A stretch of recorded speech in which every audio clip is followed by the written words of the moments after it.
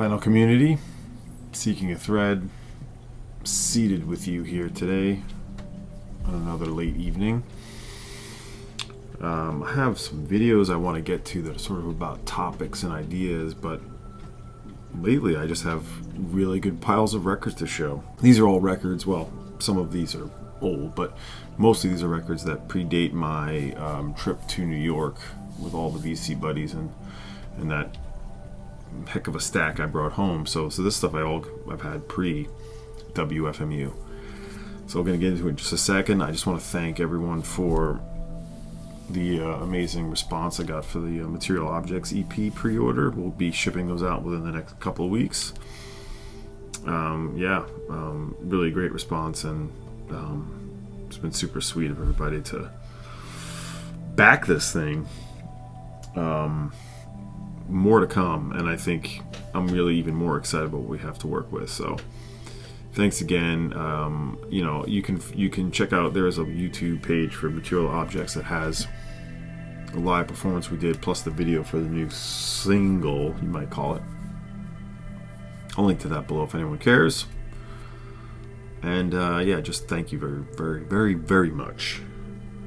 Thank you so much. So let's get into these records without further ado. How's everybody? Great, just doing great here. Fall, and we're swinging into the holiday season. But the fall means the Kinks for me, and I decided to pull out this UK only, well, Europe and I believe Australia got this, compiled by the Davies brothers apparently. Never released here in the US, but I think they did this as a contractual obligation of Pi before they signed to RCA. And these are all in mono. Significant because they do sound so good, but it's sort of an interesting, it's singles, it's album tracks. You have everything from Waterloo Sunset to Autumn Almanac, one of my favorite tracks. Big one, Dead End Street, and Animal Farm. Sunny Afternoon. Anyway, this is from the Coleman collection, from Mazzy. At the time this was like the last Kinks record I wanted to get, and could never find it, and so it's kind of cool. This black sleeve is just the Kinks in sort of a gold emblem. It's self-titled really, but it's known as the Kinks Black Album, but it is a comp on Pi. This is the first UK pressing. The sleeve is worn, but the records were great, so I pulled this out to play. It's on these labels. In the fall, I play a lot of the Kinks, one of my favorite UK bands. I mean, I absolutely love the Beatles. I'm not gonna say I don't, but I tend to listen to the Kinks the most for whatever reason. So happy to have this one again. Also watching the vinyl Dreamscape. Shawn did a thing about the Paisley Underground, so it prompted me to pull out one of my oldest records, the Rain Parade Emergency Third Rail Power Trip. I got this in the 90s at some time on Enigma with David Roback, of course, who's since passed, but would go on to do Mazzy Star as well as Opal, as Shawn pointed out in this video. I'll link to Shawn's video. I didn't realize this came with this press packet. So that's fun. But this is a great, I hadn't played it in forever. It is super good. That Paisley thing. I just think of it as really good, jangly, sort of power pop, but psychedelic for the time. I feel like the Paisley Underground scene might be slightly overrated with some of the bands. I have a few that I really like. The first Green on Red EP. There's a few things. The Dream Syndicate, not really a part of that, but they were, I believe, an LA band.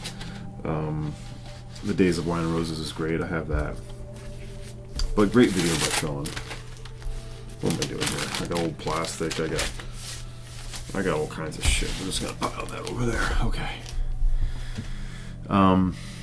So yeah, thanks Shawn for doing that video. He he talked about the Opal records in particular, which I had passed on at some point when they were like pretty cheap, and I don't think I gave them a fair shake. Maybe I did, and they didn't strike me, but I kind of wish I grabbed those then. Good video by the Dreamscape though.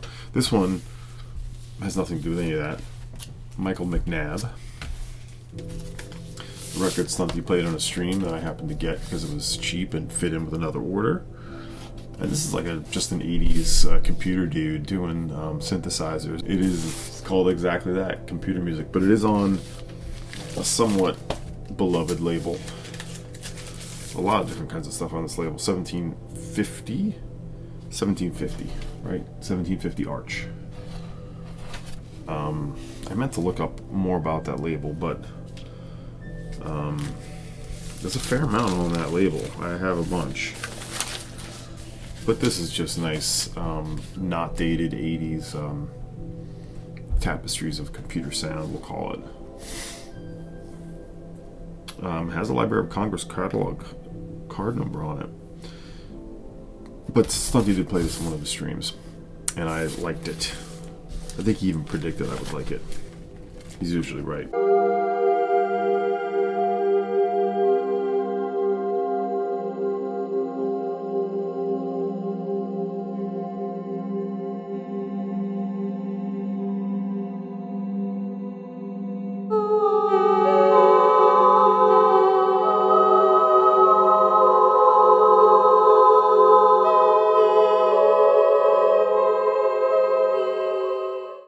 Speaking of computer music and synths, this is what we're playing right now, what we're listening to. Patricia Wolf, a Portland composer. She's only been around a few years, but she recorded this radio session in the midst of the pandemic, recorded and wrote all new music, performed it live, and it's just her and a bevy of synthesizers, a little bit of guitar, a little bit of drum machine. But written, produced, and mixed all by Patricia Wolf. And this is called See-Through. What a cover, huh? On the Balmat label this released last year. I don't remember how I discovered this. I don't. We'll just say I was clicking around. I didn't find this in the store. I was clicking around and I came upon this. You guys discover stuff clicking around. You know it. It's lovely, as we're hearing. I think you can still get this. I believe it's out there. And I just want to remind you, please stay till the end. The biggest, heaviest records, mega wants, if you will, are at the end. And if I have time, I'll tell a story about my thrift stores. My thrift store finds, which I kind of did on the live stream I did with Fred and Alex and Dave and Chris Cole and Pat. But we'll do more of those for sure. So if I have time, we'll do that. But I did kind of discuss it on that stream, so watch that if you haven't. I did show this, the last Joshua Abrams and the Natural Information Society record I wanted, Magnetoception. It's under the Josh Abrams name, same group with Hemi Drake, Emmett Kelly, Jeff Parker, Lisa Alvarado, and Ben Boy. This is a double. It's a stunning record. All of these records. When you start seeing this artwork of Lisa Alvarado, these collages, you just grab. Now you don't really see these. You kind of have to hunt these down. This was expensive. There's only one pressing of this. These are new. They're a lot. So like, really, to pay $75 for this is. I know it sounds crazy, but that's kind of what that's not much more than what it costs new. So I'm a super fan of this stuff. I love this stuff. I have to have all of it, or at least anything that sort of is in this formation with Josh Abrams using the Guimbri, the Madagascar. No, the Nawa. It's from Nawa. But again, this is Magnetoception on the Eremite label. This goes back to 2015. But get whatever Natural Information Society stuff you can get now. I just think you need to, if you haven't already.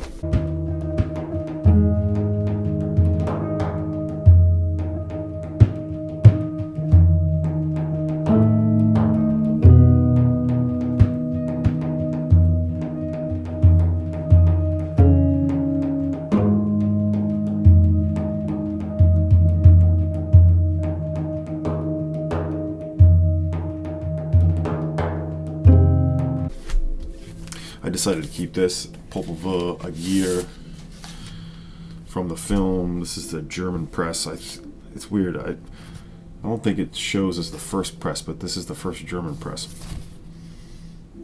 on the is it PDU? Yeah, the PDU labels. I think that's because I was going to keep the box set, which I have, but I think I'm going to collect Popol Vuh originals as I can. Just gorgeous and textural and pastoral. What a soundtrack. Popol Vuh, Florian Frick, Daniel Fleischer, Fichaisha, and Jong Yoon doing some vocals. Florian Frick is playing all piano and spin it. No one really went for it, so I kept it. And I'm fine to keep it. I kept a few records from that purge that I used to get down to New York with some cash in hand. Here's one. I have two records that I've been using on my vinyl flat, and this is one that I've been cooking for 5-6 hours, and I stopped because it still has slight edge warp, but Llamas Buzzle B from 2000. This is the UK first pressing on Duophonic. The Stereolab label came out in Drag City here in the US. If you don't know Shawn O'Hagan and the Llamas, another group similar to Pram and Stereolab that was sort of working in their own realm of instrumental sort of lounge and sort of hi-fi music, I'll call it.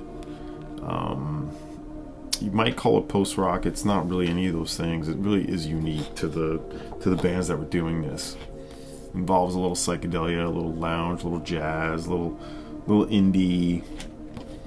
But anyway, I ordered two records. The other one I'll show in a different video, and they came warped. The seller assured me, and I did believe that it happened in transit somehow. That tells you it was left somewhere hot. So this is going back a few months. Summer record. And I'll put in video of the pre-warped record. And now where it is now. It's much straighter, but the edge warp, there is that slight edge warp I can't quite get out. But I'm going to give it some more time. I've been told by some that you can put stuff in the oven for 10 hours. So there is progress on this, but this is a nice record. It's one of their later records. I got it because it was cheap. And I tacked it onto the other record, which is the one I was really ordering for. But look up the Llamas if you don't know them. Like I said, if you like those bands, even Broadcast, Stereolab, Pram, of that same era, will appeal. Here's a classic indie rock record, one I could really put in my series, which I will bring back.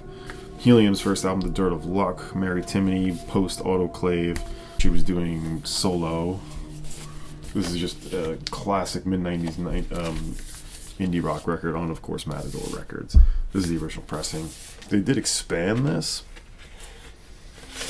as they like to do, but this is a record I've known heavily since those days. This, again, I ordered this with something else because it was just inexpensive. Original 90s pressing.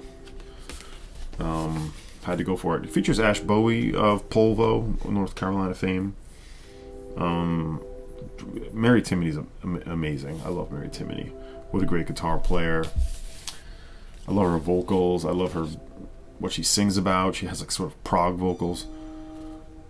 Great. Helium's great. Only 2 records and singles and stuff, but check out Helium if you don't know them. This is a reissue, or there is a reissue of this, and this wasn't even that much, but do your due diligence and look up the Helium records if you haven't already or don't know them.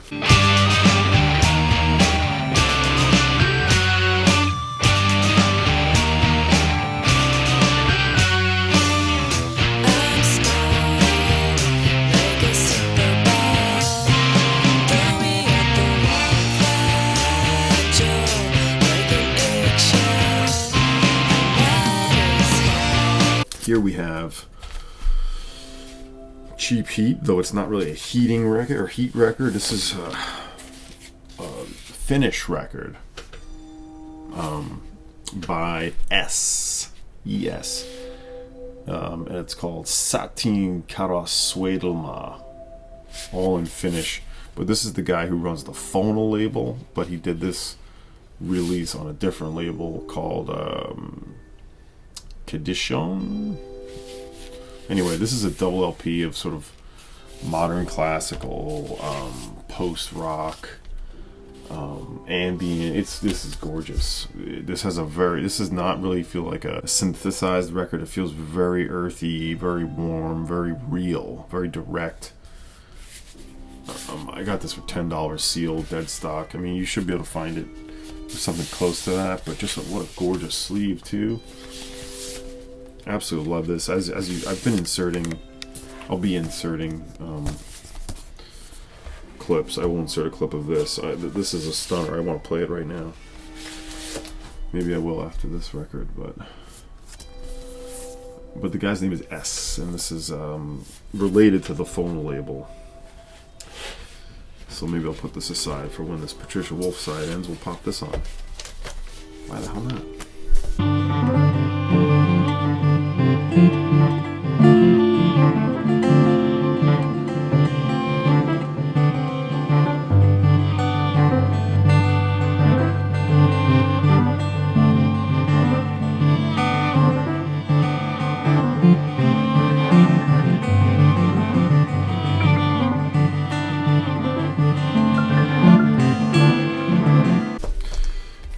Mayfield Roots. Why do I have this? Because these are records I don't own, and just wait till I see them in person here at Enigma, and you can't beat this for $10. The sleeve,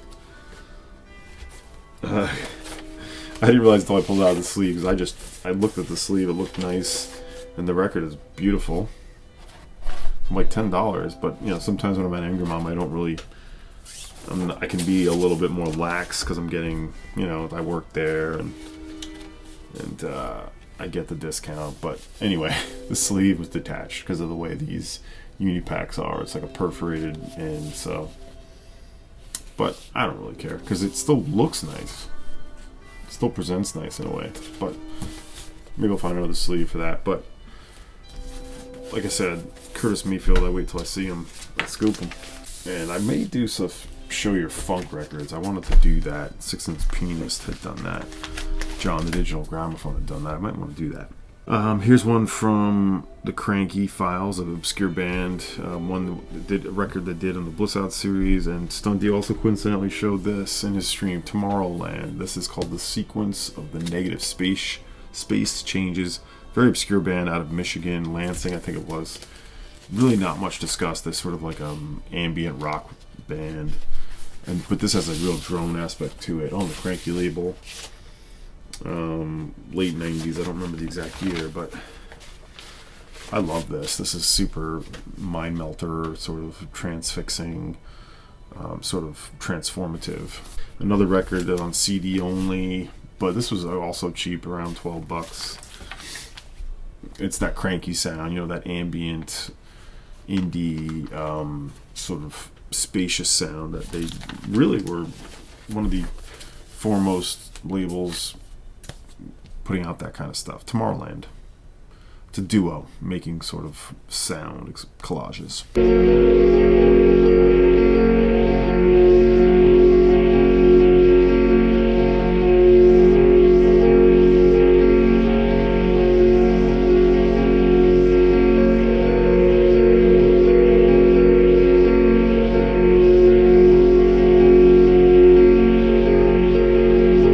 That's the end of the side of the Patricia Wolf.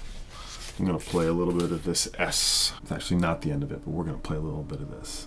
Two different records, German pressings that I got. Very inexpensive from Germany. This is Peter Michael Hamel, who has some very pricey records on Vertigo. Of Between, this is his record for Wergo. This is spectacular. This piano and minimal textures. Highly recommend it. I just played a side of this before, or yesterday.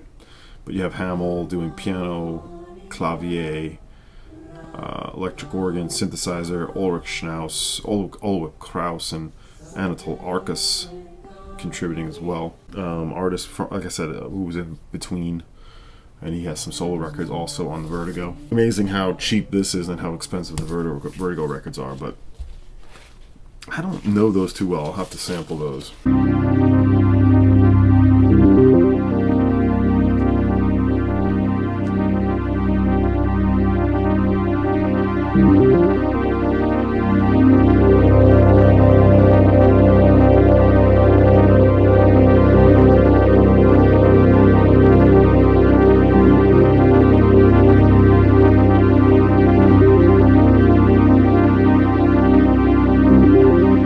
German artist,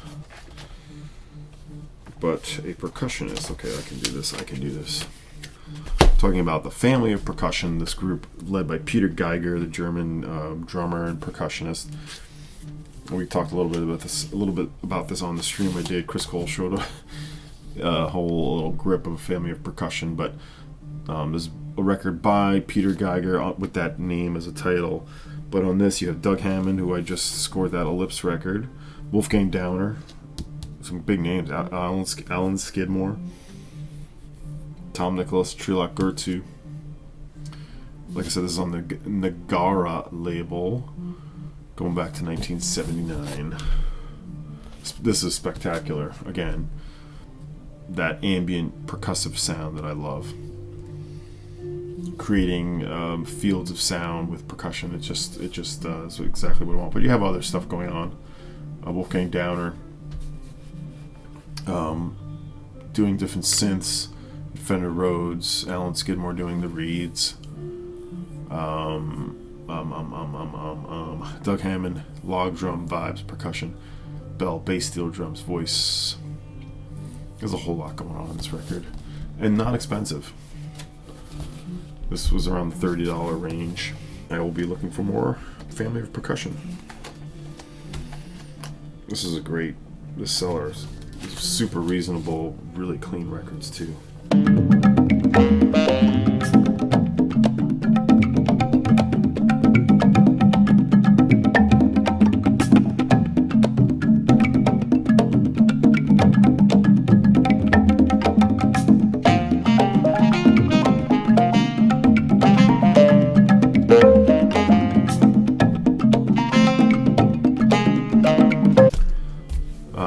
Yeah, Xenakis. This I got in January. It takes time to get the Xenakis records. This is the one, though, that I wanted to get when I saw it. This is like $10. Got this in Rochester on Nonsuch. Angry Mom has these too, but I just haven't really brought them home.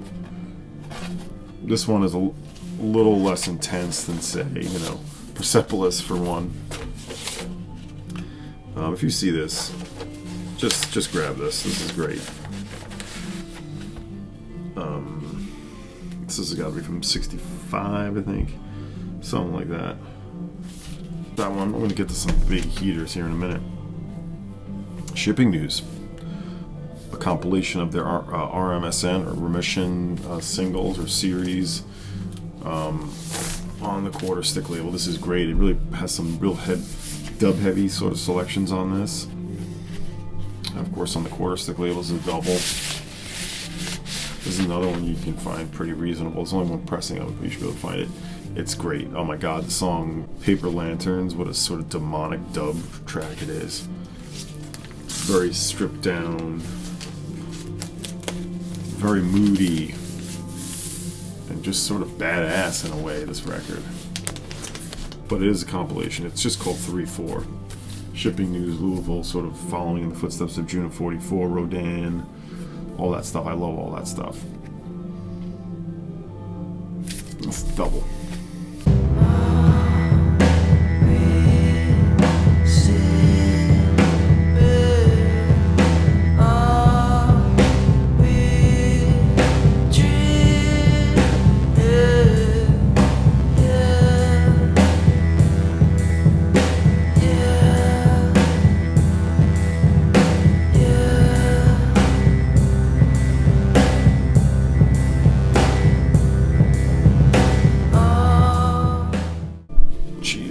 Yeah, another cheap international record, just this Bali record. You all know this one, I'm sure many of you have it on the Archive label. When I feel like hearing some gamelan, just drop this on. Gamelan music from Sibatu. Musical traditions in Asia. Not a whole lot to say really, but just wanted to get that in there.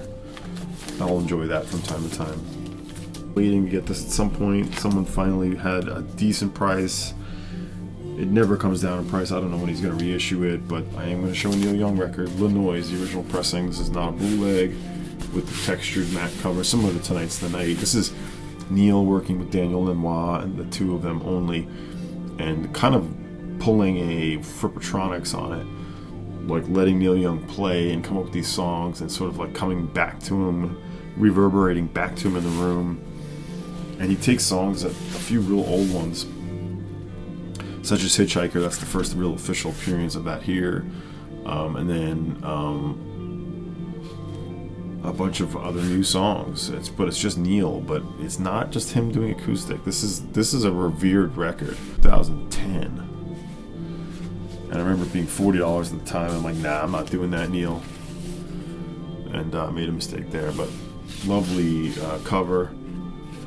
Sleeve, Lanois. The songs are seemingly intimate, but sort of crazy or strange in what they do. Lots of feedback on his vocal, and like there's loops going on. It's just Neil in the room though at the end of the day, but it's not him just doing like singer-songwriter. It's special. I love the version of, I love Hitchhiker, but Walk With Me, the first track, is super good, as well as Peaceful Valley Boulevard. It's kind of short, but awesome. Even with Daniel Lanois. Alright, this next one's a big one in the VC, or has been in the past. At one point, it was like a $20 record, and that changed. I'm talking about Phil Corin, African Skies, or Keelan Phil Corin and Legacy, as it is. This is their 1993 live performance in Chicago, sort of a tribute to Sun Ra. His next record that Corin did following 1969, the Malcolm X record, really. This, like the Fowler record, is a pinnacle of spiritual jazz, but it's from '93. Features Keelan Phil Corin on harp, francophone, and trumpet. He's also joined by Malik Corin, guitar, string, bass, and flute. Oscar Brown III, regular and piccolo string bass. Akila Sadala doing the vocals and bass clarinet, which I'm assuming is on the cover here. And Josephine Marie Verna, classical harp, trombone, and flute. Yeah, absolutely special record. Capture label, it went out of print. And I got this for a fair price. Definitely less than what people are asking. I knew I would want to get it at some point because I knew that this would be a beautiful record to have in the house. You know, my family listened to it, me and my wife to listen to it. You know, White Nile is the call-out track as well, Kilimanjaro. But you should all know, this hopefully will get repressed. I mean, I'll feel like a bit of a dummy, but, you know, I just decided I bought this before FMU. I might see this in New York, and it'd probably be more than what I was going to be paying for it. And actually, I didn't even see it, so a spiritual jazz classic there. Recorded in '93, this release is from also around 2009, 2010 at the Alder Planetarium, Chicago, 1993.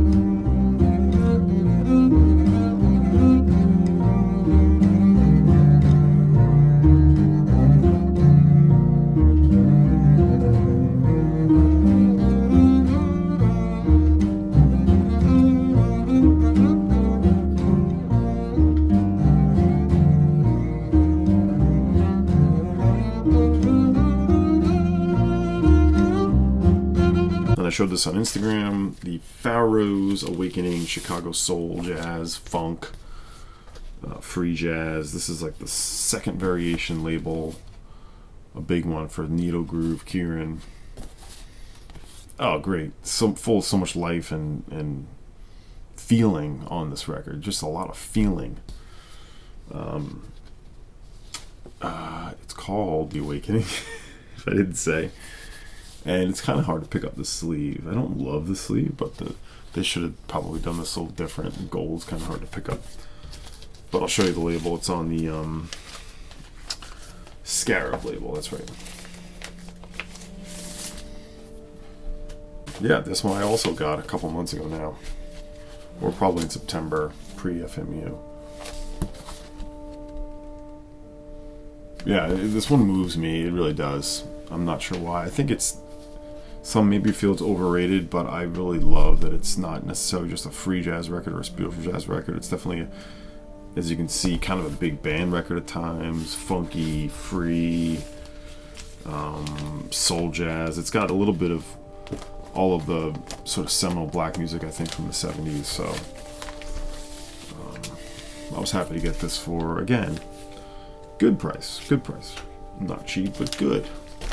Good is better than bad. Give me some of that good old Chicago bar. Hold up, man. We got some of that stuff right in here for you. So you got some. That's right, man. Just wait a minute. I'm gonna this in, bro. Let me listen to it. Try this out. Yeah, I like that. Yeah.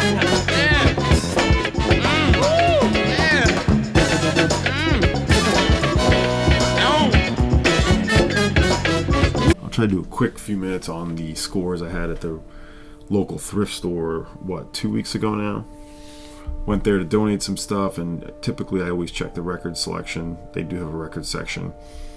I didn't expect to see anything. I'm kind of editing the story. I'm sort of saying it quick. You can tune into the stream to see the full story, but long story short, I go through, I check out the record selections and see there's a bunch of different bins that I've never seen before, all filled with new stuff, and pulled out some good rock stuff for $1, all $1, and then I ended up getting 30 records and paying 25 because I got a discount because I have an account there.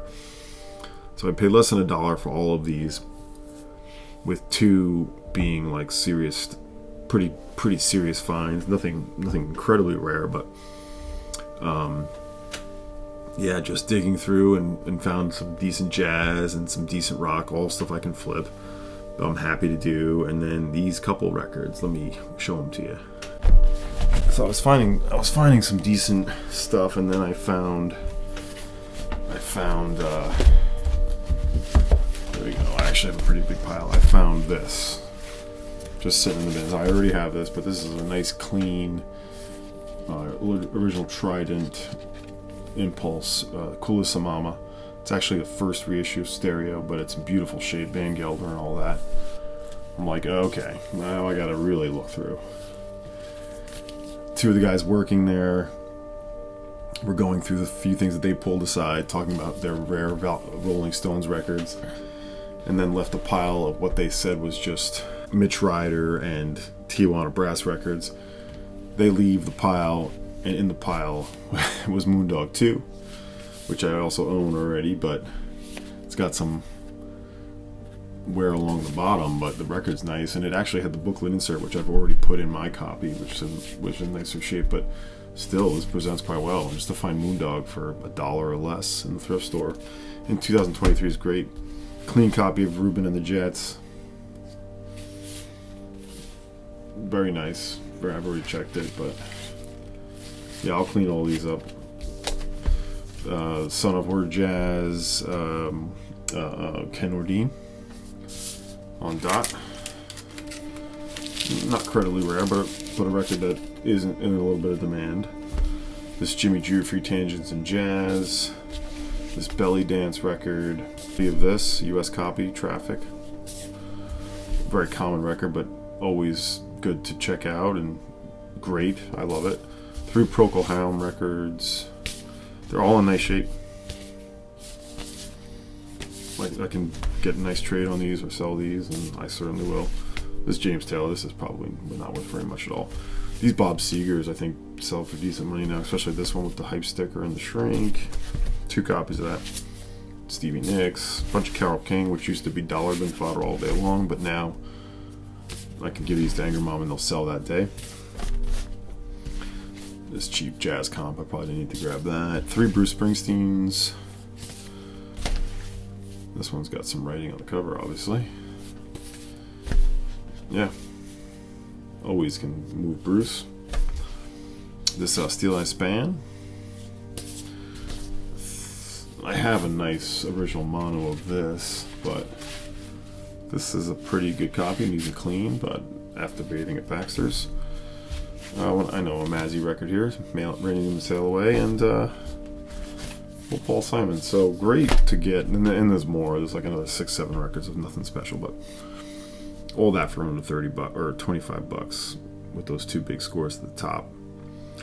So just goes to show you, even now you can find stuff, and in a town like where I am, a lot of the records do end up getting sold to Angry Mom, which all is for good because that keeps that store in business, which I am obviously interested in.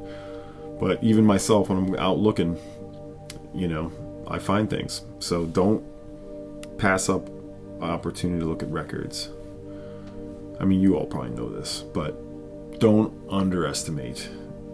And don't just, you know, if you have even if it's a place you think you might not find anything, you checked yesterday, you checked the last week, go look. Just do it. A little PSA from Seeking a Thread. All right, I'm going to say goodbye. See ya.